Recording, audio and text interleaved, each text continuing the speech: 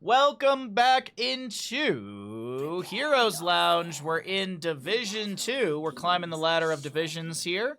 And this is going to be on the left-hand side, WTN Maidenless. And on the right, it's going to be Carrying as Sheep. Got ourselves Mephisto, Crummy, Diablo, Ando, and Samuro, Genji, Tychus, Joanna, Hogger, and Rhaegar. So, the bet that I pose to all of you is which team will get the first boss? Which team will get the first boss of the game? Get your gambles in. Prediction has begun. We got a triple gamble going on, and let's see what we got going on here. 3, 2, 1. I'm watching Diablo updates, and the amount of people talking shit is astronomical. Why are people so shit? Why did a large portion of tourists come to my town and leave 8,500 pounds of trash behind? Don't know. I wish I knew the answer. I really wish I knew the answer. Oh, I know the answer, because South Park created this whole culture of knee-jerk reactions to things, and you have to, not just South Park, but a big example is South Park. You gotta have an opinion about something. You gotta have a strong opinion about something, and if someone disagrees with you, you need to argue with them because it's the internet. And I don't know, man. Everyone's gotta have an opinion about everything. That's what it is.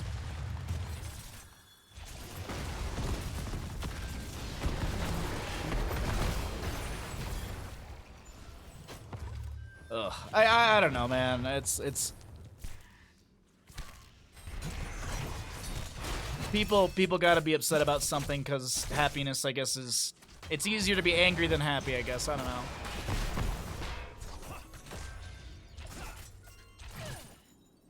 Doesn't matter if you understand what you are saying. Sounds American to me. Huh? I know you said JK. The Baja being happy is hard. It is very hard. It is very hard. That's a very true statement. Cam's grabbed across the map here on map number 1. And there's no bets on no boss taken. Wow, y'all just decided to stop betting all of a sudden. This is awkward. JLN will not die. And drop down to somewhere in the 69 mark on that health bar. And this is our Siege Giants in bottom lane still pushing up against Hogger. Pudgenox needs to try and dash away on this Samuro, or at least try and get out of here on Samuro.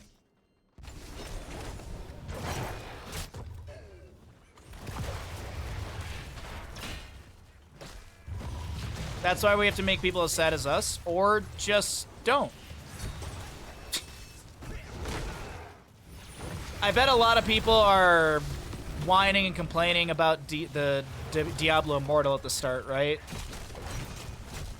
I was skimming Twitter right before stream, and someone was talking about how they have like a Diablo dev team stream today, and that like the first like 20-30 minutes are going to be about Diablo Immortal, and then the rest is about Diablo 4.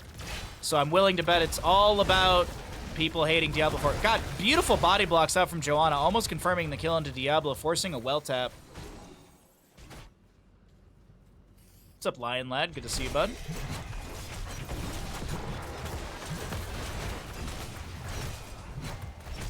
If I'm being serious about it, I think it's because people who are upset want things to change. They're a lot more vocal than people who are content.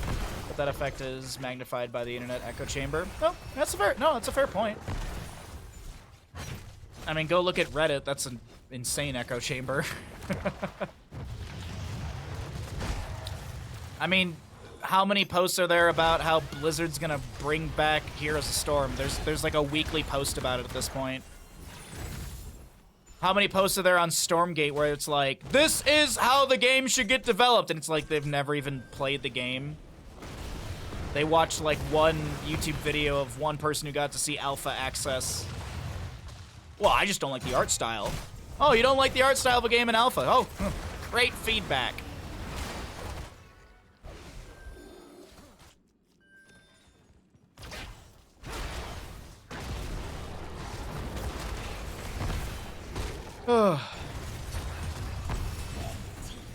Well, I love the internet. I hate it at the same time.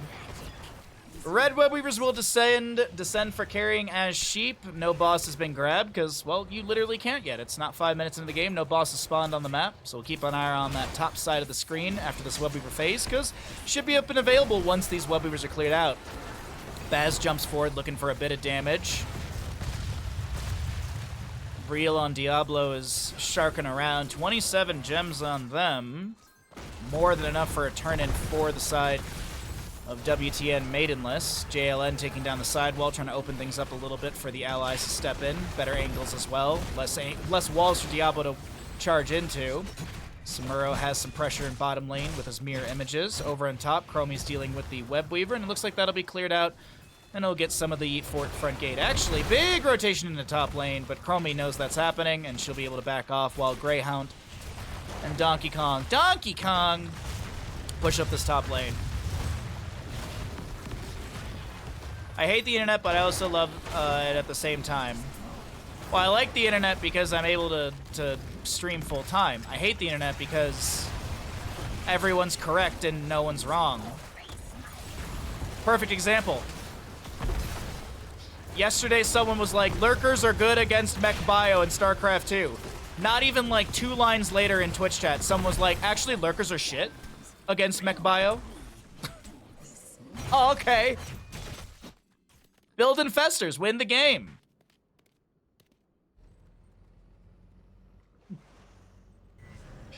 Oh god, it's just... It's just stress. Well, 10 talent tier is almost here for the members of Carrying as Sheep as well as Maidenless. Left and right side camps grabbed. We cycle through those other numbers. Poking into the bush here and there. 90 gems in the pockets of Maidenless. Not a single one turned in. Got a few being turned in as well by Carrying as Sheep. Gray jumps in, Falling Sword Joanna. Apex is the target with the Genji extract to follow up, but he can't find the last bit of damage onto Apex. Enzi, I believe is their name. Great healing on the Sanduin. Oh, Baz gets chunked, drops the Durance of Hate. Diablo pulling Joanna around. Does she have a way to get out of this Ancestor healing? No! Doesn't connect in time. Lightning Breath cooking up Rhaegar, and that is a double kill for the side of WTN Maidenless. And maybe, just maybe, they can turn in their gems. 34 from the real human turned in. Why are Zerg players so famous? Because they have a lot of stalkers. That's good. I like that.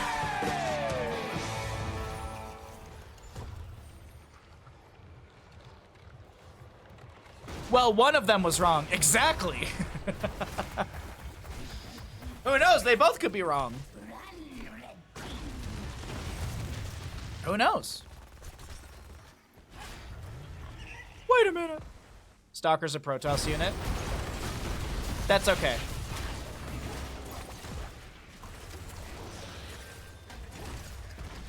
That's okay. We're here to have a good time. Oh! Oh, I thought Genji was a lot more threatened than it seemed. I thought there was going to be big old burst onto him. Genji's fine, actually jumps back in, trying to threaten Baz. On the left side of our screen, Curtis gets an Ancestor healing from Rhaegar just in time, and this fight is actually chasing down, Carrying a Sheep chasing down Maidenless. Needs to deal with these Web Weavers, though. Samuro doing Samuro things in bottom lane. Very annoying. Web Weaver, I love this call right here. Web Weaver's going to get tons of value, so Pudgenox leaves that.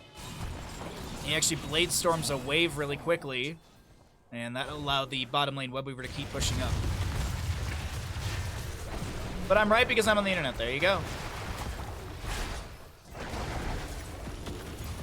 Really love how Zerg support diversity and leadership. Really love how the Zerg support diversity and leadership. They always seem to follow Queen. Nice. Very nice. No 13s yet for either side.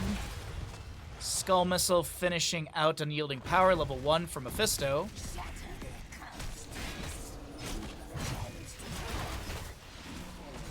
Ooh, back-to-back turn-ins. Pudgenox and Baz, they've got it. No interrupt and good back-to-back turn in for our blue side. Diablo gets an overpower into Joanna. No shadow charge. Actually gets the bop into the wall up against Genji. Utilizing next strike now. Cleanse is way too early! Cleanse was way too early. How unfortunate. Light Bomb, Lightning Breath, Pudge Nox is here. And that is a dead Tychus as well. Good double kill right as the objective phase gets into lane. How much value can the side of Maidenless get?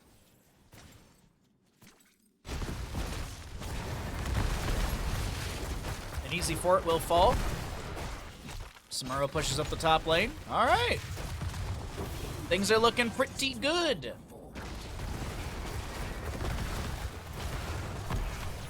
More siege through mid. Samuro confirms the top fort. And we've got a little bit of an experience advantage over to Maidenless. Baz jumping forward in Shade of Mephisto. Can't get enough damage for a kill. Genji jumps in. He's not that threatened. X-Strike. Oh, wait, hold on. Falling sword into Genji to try and save him. Turns of Hate! Turns of Hate goes in and spreads. Genji gets out with an Ancestral Healing. The animation was during the X-Strike. But it's Joanna to fall. A lot of gems on the ground, and a few of them do just disappear. Is this the boss call for our blue team? Maybe a Hogger. Pudge Nox low. And the Dense Blast. Oh no, Genji! Genji snipes the kill. The gems are not lost, so there's at least that. Protoss has giraffes. What are stalkers? They're just long zealots. Oh. Anduin loses a few gems right there. Mephisto jumps out. Ah, he picks up the vast majority. Uh-oh. Red team boss. It's looking like it. Boss plus turn-in. Curtis has got the last bit of this. Donkey Kong. Joanna trying to delay the... Oh! Alright. That's Boss and Webweaver for carrying a sheep. Not a big payout, but hey. At least people got some points. And it didn't just go into the depths of... It didn't go into Jeff Bezos' pockets. 16s will be here for both sides. Joanna already grabbing the wave ahead of time. Here comes Webweaver. Samuro managing bottom. And he's showing down there. They also know he's got Blade Storm, so no Illusion Master to kind of swap around on that one. Actually leave some clones in bottom and try and clear up mid. Falling sword from the Joanna. We had Endurance of Hate out from Mephisto. Lightning Breath from Diablo as well. This top lane keep front gate is going to go down rapidly. Samuro trying to save mid lane. Can he do it? Will he be able to do it? The little summonables are going to work on the minion wave, but let's take a look back at the top lane. Temporal Loop from Chromie coming through, as well as the overpowers. No Shadow Charge from Diablo. Curtis able to get that spin out. Flank from Pudge Nox. Mid lane fort will go down to the minion wave right now, and the fight does continue in top lane. Full 5v5. X-Strike from Genji. No living weapon 20 yet. Joanna a little bit far from the allies. 10 seconds on her falling sword, and actually Donkey Kong continues to step in. Bottom lane's really, really well built up. And it looks like that's the disengage from carrying as sheep. Nicely done. Beautifully played. Amazing siege throughout the map. And things will open up even further, as this is looking like a drop-off of about 42 gems. Look at that caster math. So on point. It's like he saw Rhaegar hearthing with 4, and everyone else turning in.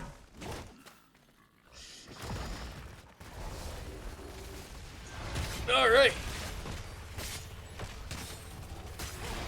Windwalk build for Samuro. I'm assuming he'll take that 20 if we get there. There's a win condition in top lane. Death timers are slightly long. A good team fight for carrying a sheep could put them in the advantage in this best-of-3 series. Bottom lane Siege Giants. More pressure to be applied. Turn availability. Pudge Nox has got this. Only 11 needed for that turn-in. Shield Glare from Joanna delays out once. And a fight will start out of mid lane. Pudge Nox going for the turn-in once again. Temporal Loop actually stopped by the Iron Skin of Joanna. X-Strike, Falling Sword. Apex is the target of some overkill. They find one kill.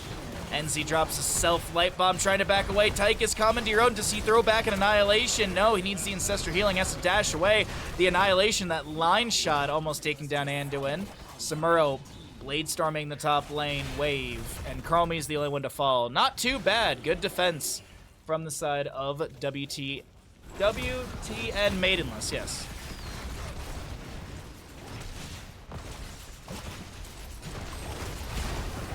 Alright, that's mid lane cleared out. Samuro in top right now is going to push up the wave. I don't think he's going to be the priority. I think the priority is just mostly clearing out waves and getting the map back under control for carrying as sheep. But I do think we'll see some pressure in bottom lane applied. A little bit of pressure under the keep front gate. Top lane's already cleared out. The rotation into bottom is going to be had.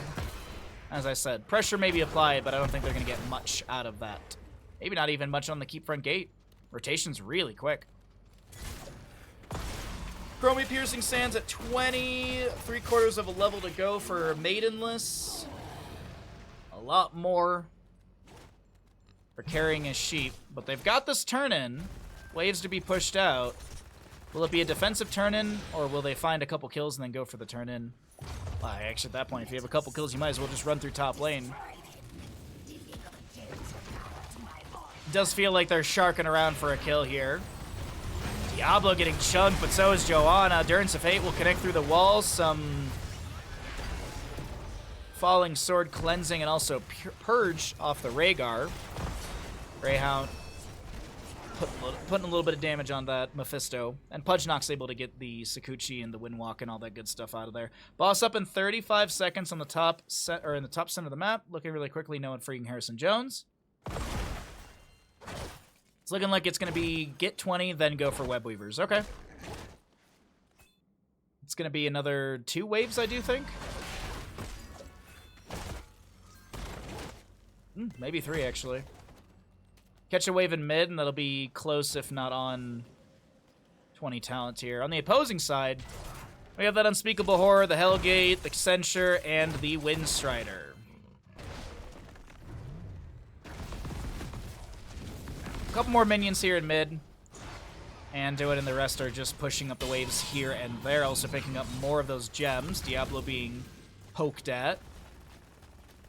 He does see Donkey Kong on this left-hand side. Actually, Greyhound right there on top of the time trap. Not going to be activated with that horrible anomaly. Unspeakable Horror from Mephisto going in. Hellgate Ford from Diablo, the Lightning Breath as well, cooking up 2 enemy heroes. That's a great double kill. Make it a triple kill on the left-hand side of our screen as Rhaegar does go down. Ancestor Healing not getting the activated time on that. It's 3 seconds right there, you can see. Ooh, Tychus has to tap well, just playing it safe, making sure Samuro doesn't swap over and continue to pressure him. 3 are dead, and Maidenless are looking to take down this top lane keep. Can they end the game? And they got Samuro potentially on core. It does feel very endable here. The real human get low. If you saw that weird shadow right here, that was because this camp just came back into play. Oh, no, we're going to go boss. We're going to go boss Webweaver for end. Okay. Boss Webweaver end. They need 15 to be turned in, and that's between Pudge and Baz. Oh, Gray. Does Gray get the sneak at the... Ah, no, not in time. Okay, yeah. Not in time. Not in time. Not quick enough from Tychus. And so boss Webweaver top lane could be game ending. Could be game ending through this lane. Let's take a look at the damage really quickly in this siege. Flank. Okay, a flank call from carrying as sheep. Diablo so low. X-Strike from Genji. They're trying to chase down the Diablo. The lightning bomb. Honestly, I didn't see who it went on to and who it connected into. Curtis low. Diablo souls are expended. He's going to be back in a second. Pudgeknock's trying to blade storm through the enemy team's health bars. Greyhound chasing down the Anduin. Will he be able to do that? Diablo says hello. X-Strike with the living weapon. Protection. Mephisto gets taken out. Overpower? Commandeer with the big red button trying to clear out boss. Webweaver's arriving through top, but it expires at the keep area. Boss in top lane getting 25%. Joanna trying to clear out the bottom.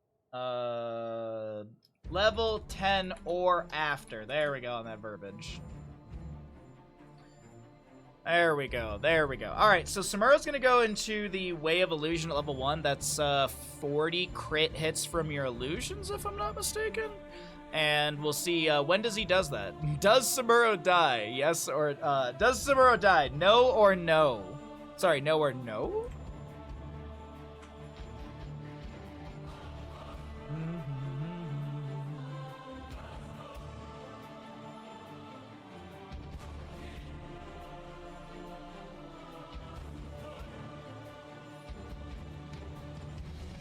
Alrighty.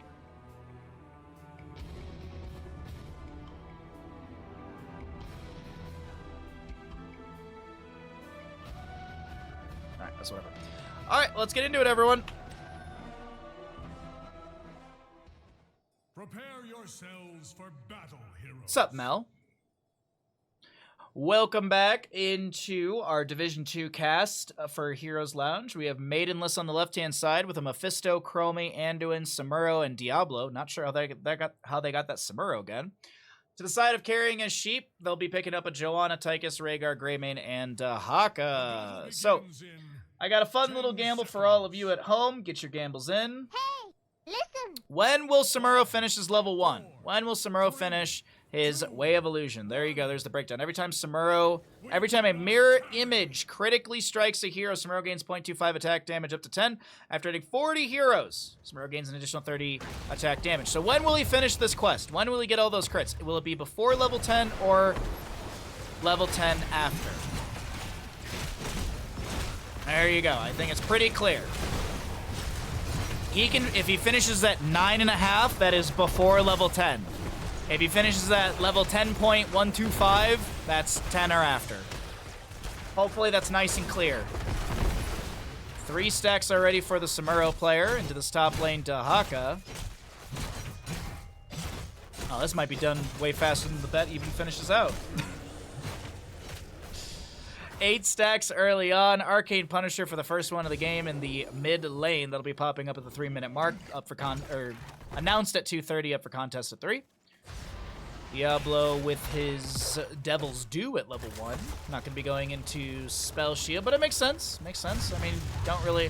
Where's the spell power really coming from on the side of Carrying a Sheep? It's a lot of auto attack damage. So Black Soulstone increases the regeneration effects. The regen globes and healing fountain effects by 2.25% per soul.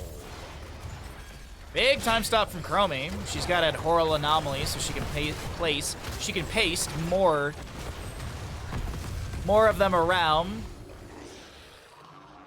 An Arcane Punisher soon. Double camp. Over to the side of Carrying a Sheep. And our gamble's about to finish out. Samuro's still soaking up the top lane. And he's going to try and get a bunch of free stacks off of Curtis here, and Curtis will drop down quite low. Not too bad from Pudge Knox.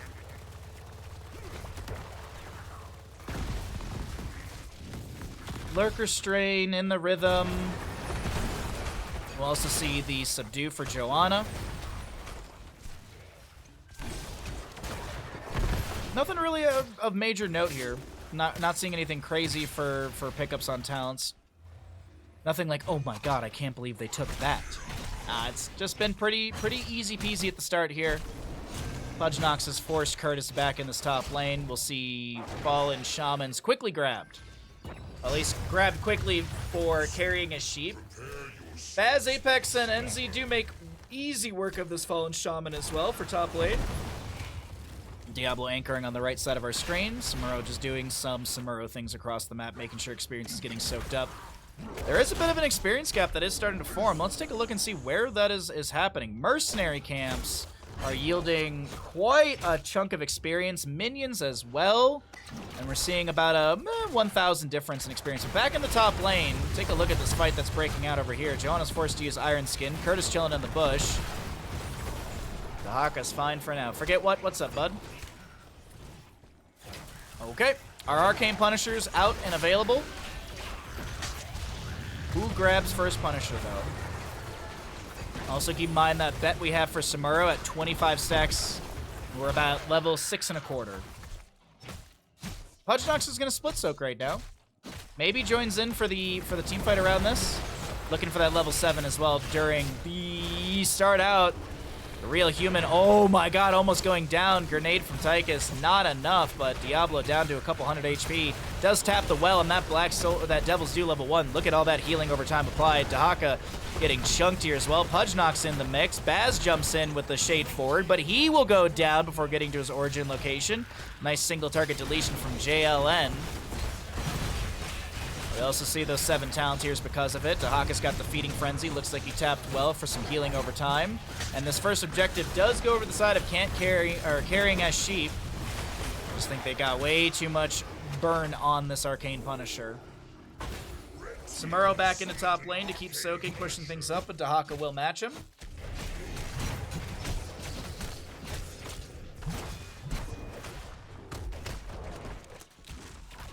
Alright, Punisher jump onto Diablo, that's fine. We got a ton of HP to tank with. Pudgenox has rotated back into mid lane to speed things up and maybe get a free couple stacks off of the sieging enemy heroes up against the fort front gate, which has already gone down. Sidewalls taking a ton of damage. Diablo finds a shadow charge into Donkey Kong, but that monkey's fine.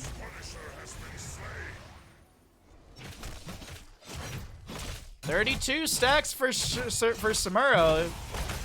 He's right about there for the believers, but you just never know. You just never know.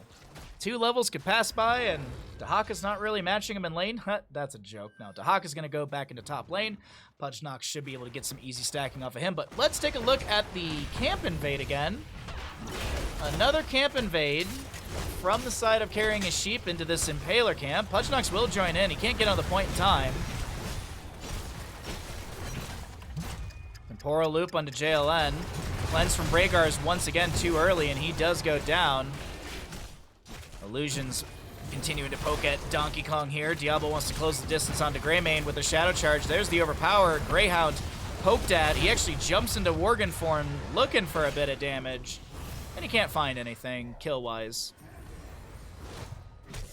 It's level 9 and some change. It's close. It's close. I haven't cycled through the other numbers yet because I really want to we got to kind of stare at this. There it is. It's before level 10. Before level 10. Believers get paid out. Next Punisher, Mortar Punisher. Let me tab out really quickly.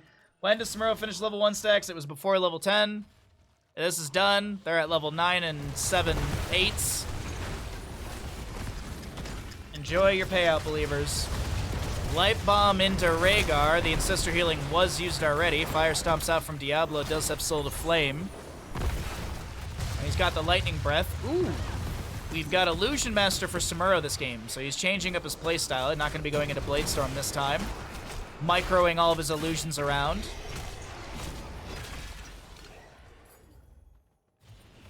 Which would be a good way to get vision on the enemy. Might see some Hearth swapping. I don't know if we have actually... I don't know if we saw Pudgenox doing any Hearth swap shenanigans. You know, those key critical features of Samuro. Not bugs. No. Just... Blizzard didn't leave a single bug in this game after, you know, just leaving the lights on. They closed the door, they left the lights on, and they were like, hope you make it.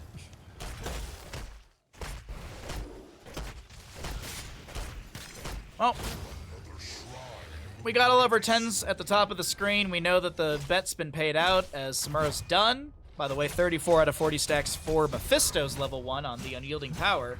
But our second Punisher's up and available. This will be in the bottom lane. Taking a look on both sides. More defenses in place for carrying a sheep. And it looks like they actually want to keep pushing up bottom lane. Even more so. Greymane tanking a couple tower shots. But the minion wave has arrived. And this bottom lane fort... Ooh, will they? Oh, wait. Oh, I like this call. They take down the entire bottom lane fort. Diablo's forced to use Lightning Breath. That's a... I'm not sure about that one right there. The big thing about all of that is now there's no well to tap in bottom lane. If this objective is won by carrying a sheep, they're going to be knocking on a keep front gate. Oh, my apologies. We were cycling through other numbers. There we go. Caught it.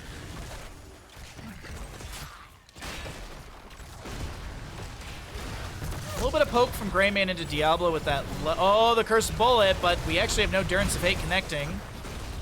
Pudgenox threatening JLN, who's just going to stand still and keep that minigun going. Commandeer Odin will be activated. The Temporal Loop into Dahaka. He mitigates that with a burrow into the ground. Point blank drag is going to be answered by a Leap of Faith of Anduin. And this objective phase has been recontrolled by carrying a sheep with this Commandeer Odin. Chromie will do her best to poke in here and there, but I don't see them stepping back into this. Actually, Dahaka goes and starts soaking mid lane for 13 talents here. Rhaegar taps the well. Diablo back in the mix. Doesn't land the Shadow Charge into a wall. Commandeer Odin has expired. Curtis needs to back away from Pudgenox's real Samuro. And there's the last two Skeletal Defenders to the side of carrying as sheep.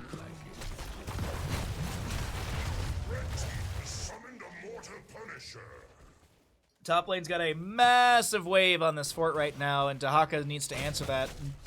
Unfortunately, Samuro was applying a bit of pressure, and this top lane fort is damn near shredded. I think it's actually gone, yeah. Wow, that was rapidly reduced. Kind of wish Dahaka just joins in. I know they want to split soak and stuff like that. Love the idea of Dahaka getting a drag here and staggering out of death while they're sieging in this bottom lane. But it's going to be keep front gate to go down and carrying a sheep back away. All right. Not a bad call.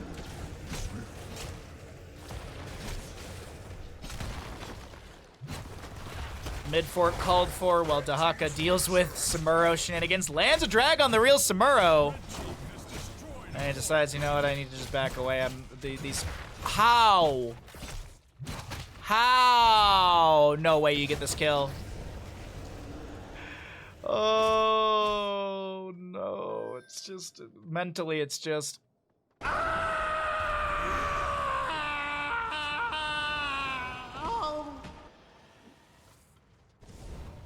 Boom. Hearth shenanigans. If you're like, how did he do that? You can shift Q, basically.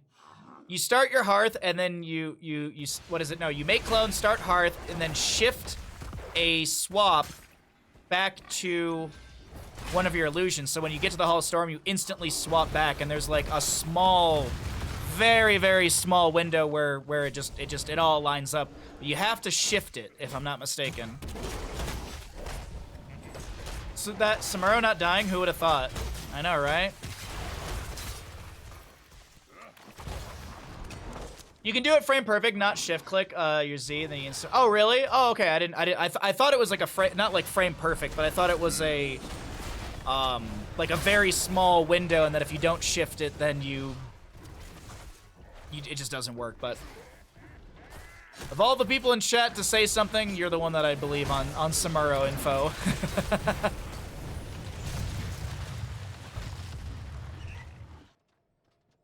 Like, if Stark was like, all right, Bahamut, build infestors, then I'd build infestors. But he doesn't tell me to build infestors. So I don't. Turns of Fate will go on to Rhaegar. That... His goose is not cooked? Nah, his goose is cooked. Lightning Breath will take down the vast majority of Rhaegar's health pool, and Chromie snipes the last little bit of damage. Rhaegar sitting at the beach for the next 30 seconds. Well, Tychus pokes on the enemy with a grenade. Samuro, not real, is just gonna slap onto Donkey Kong. And Stark we trust. Indeed we do. But we also want to make sure we blame Stark consistently. In Stark we trust, but we also blame him. Frozen Punisher for top lane. Fallen Shamans are grabbed. 2-1 in kills in the second map, and our third best of 3 of the day. Nicely done so far from both these teams. It's been an enjoyable series. I do gotta say, Cursed Hollow in our second best of 3 of the day was the best maps we've had so far because of that clip. That boss clip, that is 10 out of 10. We trust Stark, we blame Stark. A little bit of both.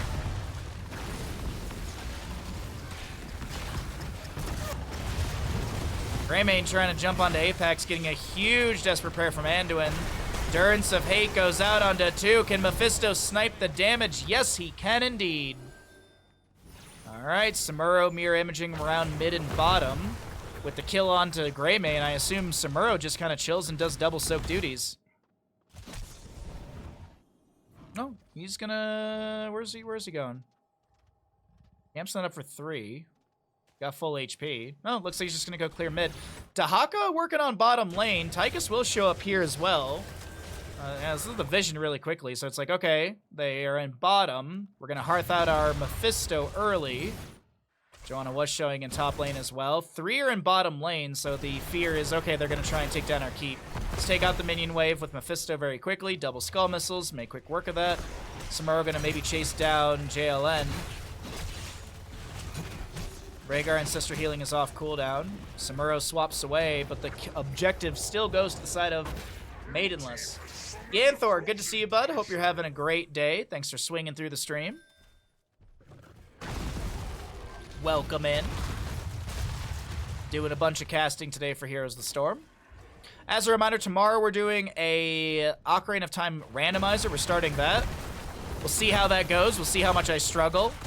And then later tomorrow, we're going to be doing Mario Kart with chat. So if you have Mario Kart, be sure to get all that up and get your Switch updated and charged as well.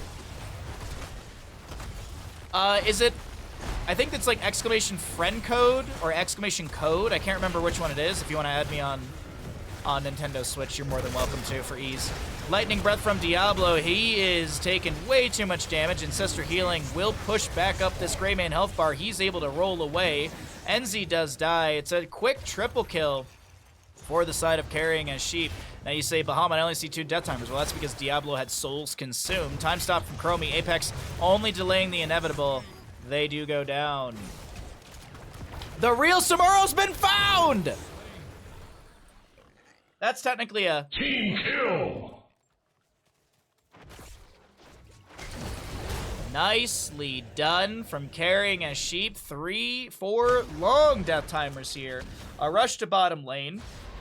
A camp is in place. Chat, we might be going to a map number 3. This may just be a map number 3. They're pinging the well. You better take down that well. Commandeer Odin, big red button. That is a annihilated keep so very quickly. Speaking of annihilation, that line shot onto the core immediately just to try and start poking it down. Just a touch too early. Doesn't matter. Mephisto's back in to defend. Commandeer Odin still providing tons of damage. We do have a Durance of Fate going wide. I think it's actually missed because Dahaka burrowed under the ground. He'll go ahead and use the isolation onto Diablo. Light Bomb from Anduin creates a bit of space, but the core shielding is dropped. The HP is to 0. And ladies and gentlemen, Carrying a Sheep take us to a map 3.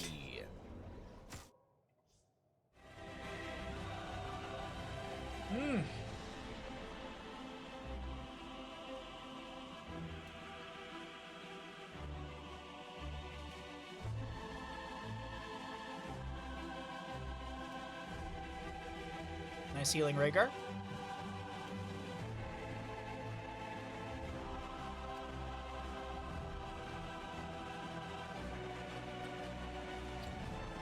Alrighty.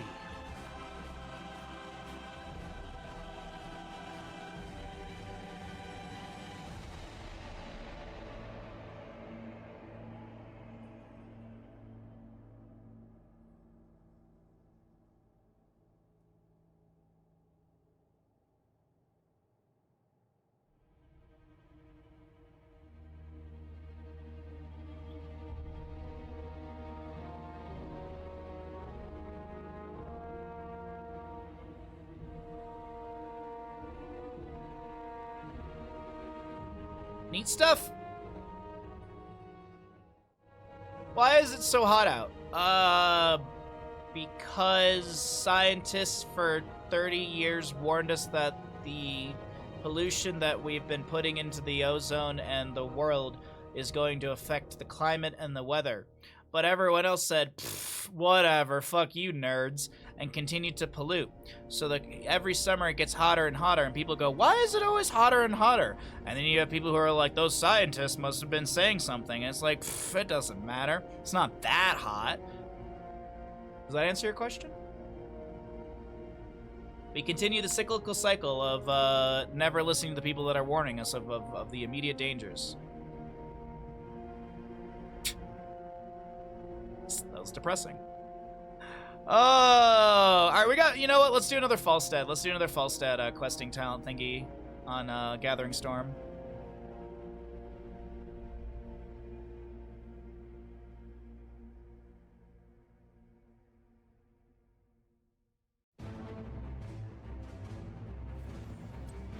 There's always like the one person who brings up, well, what about the ozone layer? No one talks about the ozone layer. It's like, well, yeah, we figured out what we needed to stop using to fix the ozone layer. We stopped using it and the ozone layer got repaired. Big fucking surprise. Wow.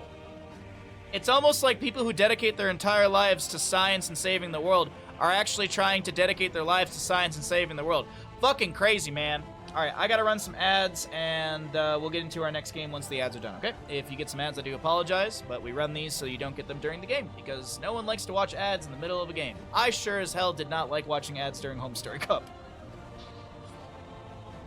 Some poor soul during Home Story Cup, during the grand finals of, like, I think it was during the grand finals, and it was, one of the players was up and basically just need to win one map. And literally, the admin ran ads. Someone on the admin team accidentally ran, like, 2 minutes of ads or something like that right at the end of that map. So, like, half the chat was like, ads! Whoa, good timing, lol! Yeah. And then the other half of the chat was like, just sub, or turbo's the best. And it was just like, oh, man, this is fun. Some poor soul accidentally ran ads during one of the games during Home Story Cup, and it was just like, poor kid.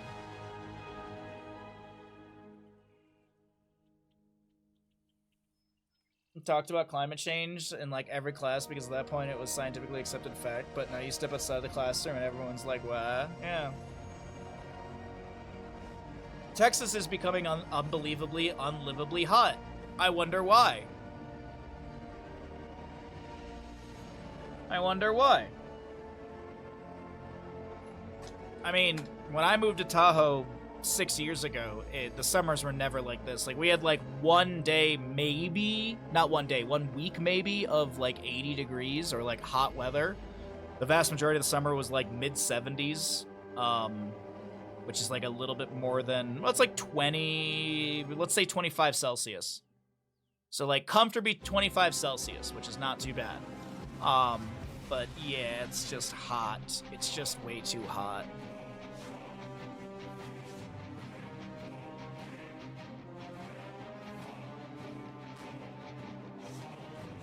Texas is literally turning into hell. Wasn't it always?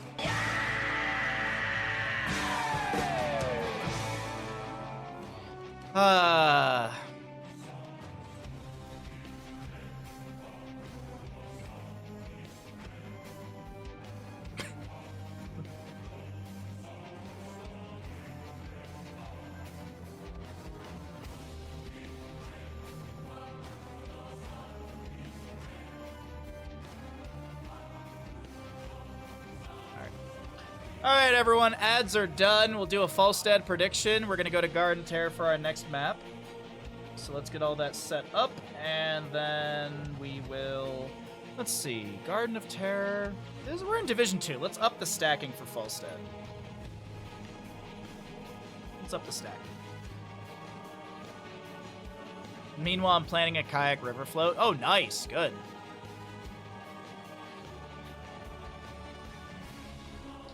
Politicians are the reasons we haven't fixed things, fixed this stuff yet. They don't try to do what's best for the world. They're just what gets them voted back next term.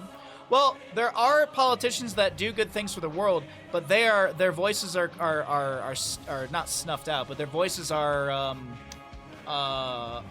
outmatched at the. I can't remember. I can't think of the right word, but someone else is talking louder than them. And then there's lobbyists who give money, and then people vote against things that could save us. Because lobbyists hate us. Because profiteering is better than having a country that functions well. Why have a... Drowned out. Thank you. Yes, yes, yes. The voices that are doing the most work and actually trying to help this world are drowned out by the people who have money, and more money. Welcome back into Heroes Lounge Division 2. We're in map number 3 in our third best 3 of the day. Thank you all for joining me. Hope you're having a great day. If you're enjoying the stream, be sure to follow. If you're watching on YouTube, be sure to at least subscribe to the YouTube channel. Try and upload these VODs. Try and have a VOD for you all every day. I started skipping weekends just so we have more content during the week. Anyways, we have on the left-hand side the members of Maidenless. We have a Falstad, Brightwing, Joanna, Dahaka, and a Chromie. To the side of carrying as sheep, we've got a Muradin, Lunara, Li Ming, Anduin, and Blaze. We're here on Garden of Terror, map number 3, and I pose this question to all of you at home. Hey, listen. How many stacks will Falstad have by the end of the game? Gathering Storm is an uncapped quest. You get just a nice chunk of extra damage at the 30 mark. So will Falstad have 150 or more or 149 or less? This is Division 2, so I'm expecting Baz to be able to get a lot of stacking here. I expect the skill level of these players to be able to really build up these stacks, especially on a map where you're going to be contesting around the objective phase, 5v5ing fairly often. Objective phase timing is spawns early on this map. It is announced at 2 minutes, up for contest at 2:30, and then the time in between when the seeds are channeled to when there's another seed is fairly short. I'd say it's close to Curse Hollow timing with 1:30 overall. I do believe. We need a worldwide benevolent dictator, to be honest. The only way is sort of mess out. So what you're saying is that we need the aliens to arrive and just kind of take over. I'm cool with that. As long as I keep full-time streaming and all the problems get fixed, sure. But always when there's one person in power, things don't work out. Look at the United States. Ugh.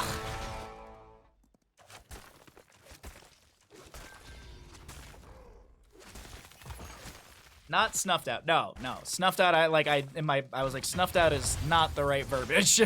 8 stacks for Falstad currently. We've got Muradin going into 3rd wind level 1. He's gonna be picking up some. We'll have a higher healing threshold and a faster healing amount. Dahaka looks like he's enhanced agility, as he does have that sustained movement speed for 5 seconds after tapping a bush. Baseline is 2, adds 3 seconds with the enhanced agility, if I'm not mistaken. I, for one, welcome our new AI overlords.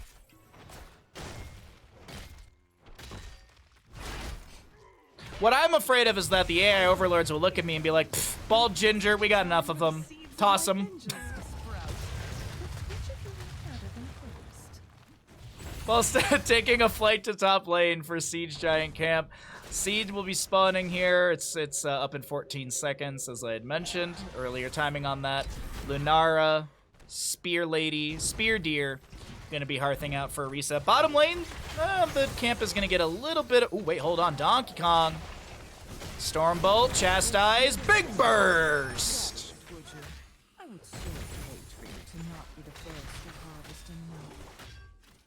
Start kissing the proverbial AI ass now. Well, that's why whenever I ask my phone to do something, I always say thank you. Always thank your AI overlords. If you do it early, maybe they won't kill us in the future. Whoa, don't kill that guy. He used to say thank you to me. He'd ask me to set an alarm after the sprinkler system would go off, so that way he wouldn't forget with his ADHD, and then he would thank me. Another good combo from Li Ming will give her a reset.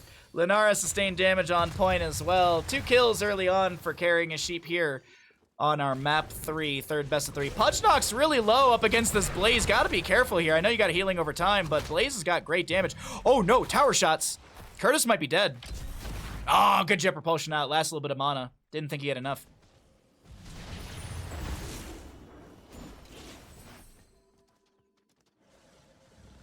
But which would be the best world benevolent dictator? Probius? I don't know why, but my brain goes to Murky. Murky would be a great world leader.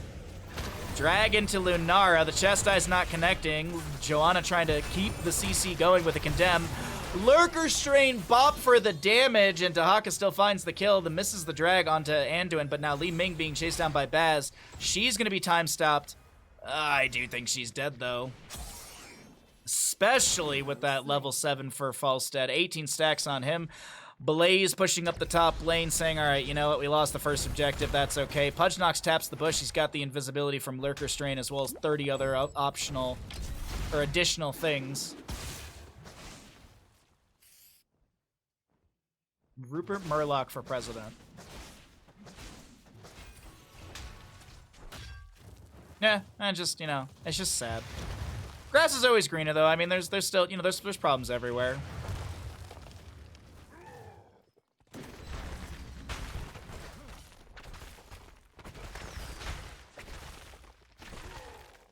I missed the AI discussion. Oh, no, you're just in time, Nancy. The problem with the AI will end up with fun creative jobs while humans will be doing manual labor. Yeah, that makes sense. That makes sense. That would actually... Yeah, I'd see that Deckard coin. Hey, Nancy. Oh, you're just in time to talk about the AI overlords. I literally said the exact same thing as you. If I asked my phone, if I asked my Google Pixel to do anything for me, I thank it afterwards.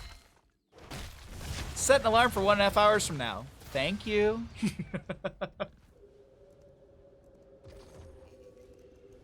Alrighty, seed spawning in the top center of the map. It's 1 out of 3 for the Maidenless members. Apex gets chunked by the Lunara. Does have that choking pollen. Will be going to Nature's Calling level 4 though instead. Not gonna see the blossom swell. Before your enemy does.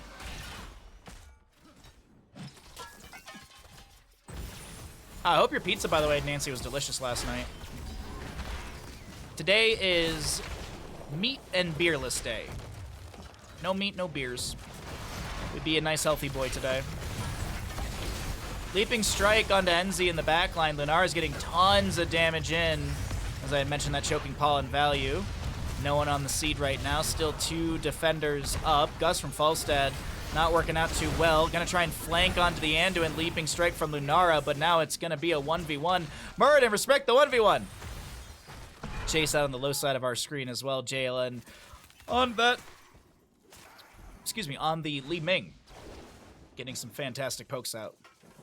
Oh, is Falstad dead? Brightwing is actually maybe the one dead. No, she gets a blink heal away because 10 Talonteer's here.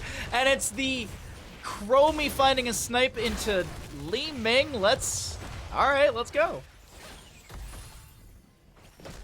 It was wonderful. You had Eggs Benedict for lunch, so you have a light supper. Oh, nice.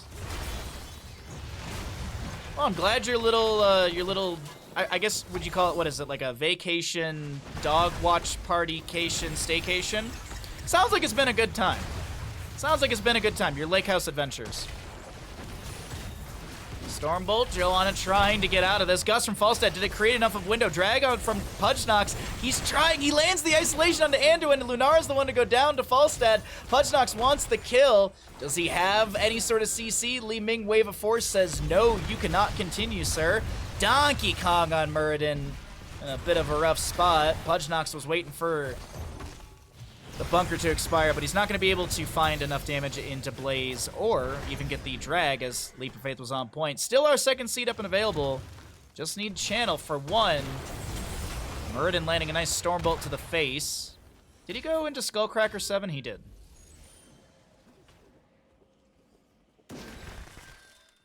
You're going back to the lake house on Sunday through Thursday. Oh, enjoy it.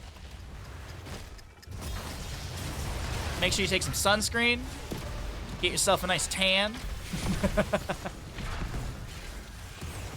I'm working on mine right now. You can tell that it's really working out for me with all my gingerness. Pudgenox is a bit split from their team. Has the Lurker Burrow. We have Donkey Kong with the Channel. I don't know if Falstad gets a whole Gus to be burned for a delay onto Donkey Kong, and they turn around and get the kill into Anduin. Worth it. Absolutely worth it. At first I was like, I don't know about that Gus. No, absolutely on point. It's been in the 90s. Oof, it's too hot. It's actually gonna drop down a little bit for us in the next week, like mid 70s, which I'm so happy about. And then it's gonna jump back up to mid 80s, which is way too hot. I really need to get an AC unit thing. I think my neighbor's got an extra one he's not using, so I'm gonna see if I can just borrow theirs. I mean, if they're not using it, I don't think they'd mind. It's just those things are like $300 and... Oof.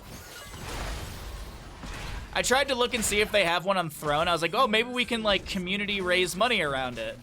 Prepare to gather it. They don't even have AC. They don't have AC units on Throne, so I was like, all right, whatever. Oh, 14 out of 13 in our levels, 6 to 5 in kills, and another seed will spawn on the right side of the map. It's favorable positionally to carrying a sheep. We'll see if Maidenless steps in for the Garden Terror, if they just give this and push out the waves. I saw on the news that Tahoe was busy with skiers on the 4th. Palisades. Palisades on the North Shore.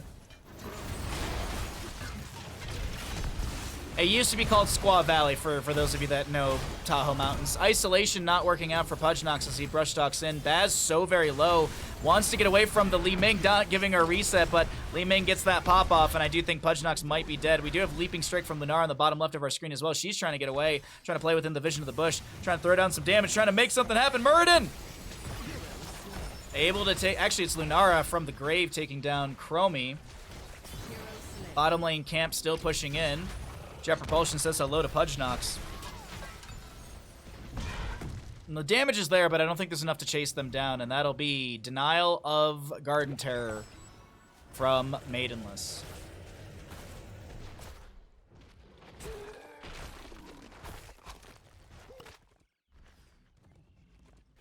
You have no idea how much it would cost to ship. It'd probably be a lot. The paintings that I do for the Baja Ras are... Like, it depends on, like, weight and stuff like that, but, yeah, sometimes, like, depending on the size of box you use, I've had Baja Rosses cost me, like, $60 to ship within the United States because of just the... It's when you get to the odd sizes of boxes, that's when you have to spend so much money. So it's size of box, weight, and distance. I'm sure, like, I'm willing to bet it would probably cost, like, a couple... It would probably cost just the same amount just to buy one, almost. I would bet. Cost you $80 to ship your desktop computer to Iowa? Oh, maybe I'm wrong. Maybe I'm wrong. Volstad barrel rolling in, trying to find some damage. Postage goes up on the 9th. Does it really? I think my P.O. Box is up for renewal, and I think that went up by another, like, $6 or something. It's like $140 something for the year, and I want to say I paid $139 last year, $138. It's not. It's worth it though. Like the P.O. Box has been really, really worthwhile for us. I have a different shipping address. Y'all can send me stuff. So. It's been worth it. It's been worth the money. Nice bop from Li Ming. They'll take down the Chromie. NZ on this Brightwing trying to play a little safe on the far side of the keep, far side of the fort, not wanting to take any poke damage from Li Ming. Check out Woot. I should after this. We'll check it out after this game actually and see what the pricings are. But as I said, my neighbor, I know they have 2 of them, so I'm just gonna ask if they're not using their other one. I'm fairly certain they're not. So if they're not, I mean, it's whatever. I'll just borrow theirs. I don't think it's that big of a deal. Drag onto Lunara. Baz trying to find the last little bit of damage. Lunara leaping strikes away, but it still puts her in a bad spot. Falstad, big hammering damage. 69 stacks for Falstad, but Li Ming coming through with some pop-off. Has to use the Gust, and Falstad able to back away. 69 stacks. Very nice on Gathering Storm. Shitty website that offers their own credit line and approval. Could probably find 1,500 BTU one for 150, 200 on a payment plan. Well, I think there was a 12,000 BTU on Amazon for 300 bucks, and I actually thought about doing a payment plan on that.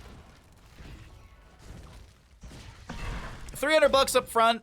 I don't really have the I could do it, but a payment plan would just be easier on the bank account. That's all. I have to look into those. It'd be nice to have one and just also own it and be done with it. Yeah, exactly. Like there's something mentally about, like, for example, I got a bunch of medical stuff done last year when I was like checking to make sure that like my liver and everything is okay. And I could pay $800 up front for all that, or I could pay like 60 some bucks a month, and I think I had to pay like 5 cents more because of the way that it all worked out with the payment plan. But it's good. It's good credit line score. It's good credit score stuff. So I was talking to my dad about it, and he's like, honestly, if you're not paying more money, it's easy credit score.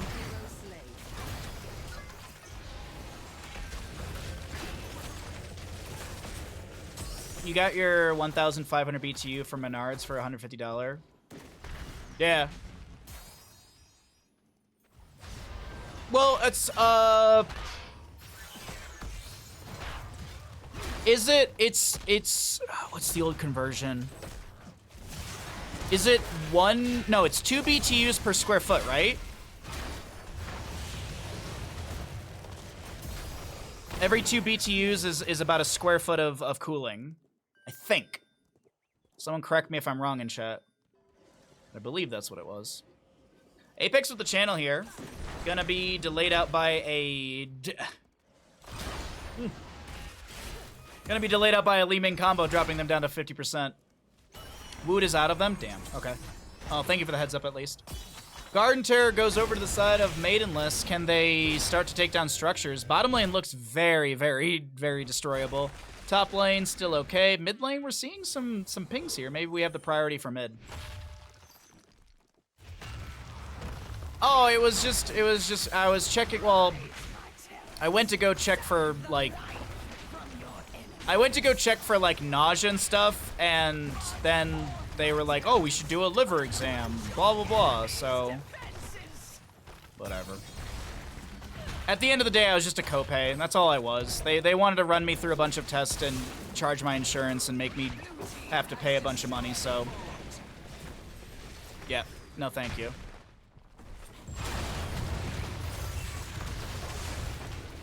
Amazon has some good ones. Yeah, that's where I was looking as well.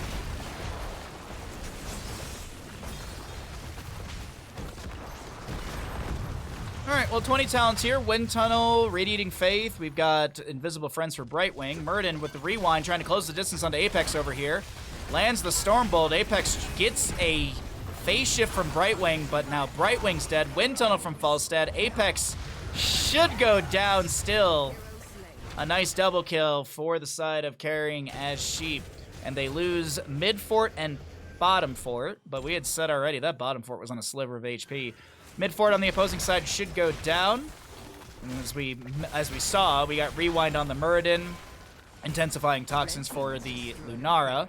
You did see the repulsion value of Li Ming with that huge wave of force. Censure for Anduin. And Fortified Bunker on the Blaze. He might need that in his top lane as there is a potential gank onto him. Falstad barrel rolls in. 24 seconds on his Wind Tunnel. This Juggernaut plating as well, activated by Curtis. Might have been a little early on that one. Leap of Faith from Anduin will save Blaze. He drops the oil, which has the slow. Dahaka brushstalks like right next to where Curtis was already. Wow.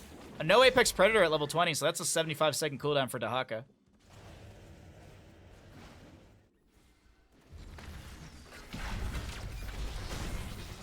Whenever I called autoimmune stuff the bad kind of Pokemon because you end up collecting them, it gets a laugh at least.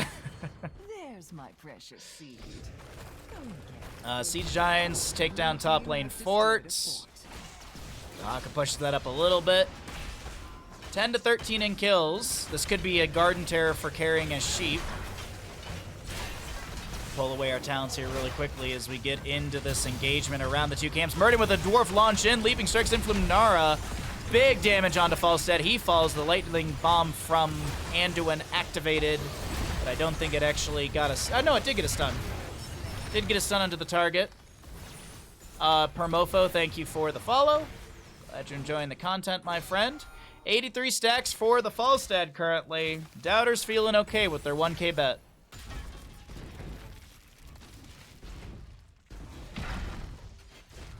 Yeah, I think what I'm going to do is I'm going to find one of the AC units that I like, and then I'm going to send it over to my dad and see if he has any opinions. He's got good knowledge of this kind of stuff as well. Murden looking for a flank. Oh, no, that time stop might have actually been the death of her. Polymorph buys a window. Bye. Bye-bye. Bottom fort's down. Top lane is pushed out a little bit. Mid lane is really where the priority comes through. Siege Giants, Catapult, Minion Wave, and Garden Tear at 75% HP. This is looking A-okay for a confirmed keep mid. Another kill would actually be game ending here, I think. Wind Tunnel, just not enough. Joanna will respawn. Baz going down with 87 stacks, and I think this might be the beginning of the end, ladies and gentlemen. Human on the Joanna popping that Blessed Shield, Radiating Faith. It's not enough to deter the enemy from saying, you know what, this core is looking a little too juicy. Let's take a big chomp out of it.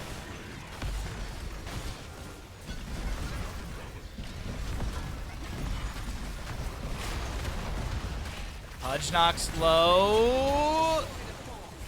This is actually getting a little awkward, I'm not gonna lie. Chromie up in 5 seconds. Joanna will fall. Lunara chasing down. Oh, no. Okay, isolation thrown back. But either way, it's going to be GG. The members of Carrying as Sheep take the series in a 2-1.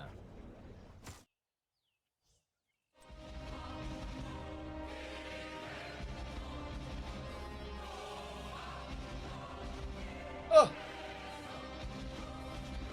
Here's works for the bedroom into the hallway. I really just need it for just the stream room, to be honest. Like, I don't mind being a little warm in the living room or the kitchen, but it's when streaming and sitting here all day and just sweating, it's just uncomfortable. All right, Falstad prediction. He had 149 or less. It was a 1 to 1.69 payout for the doubters.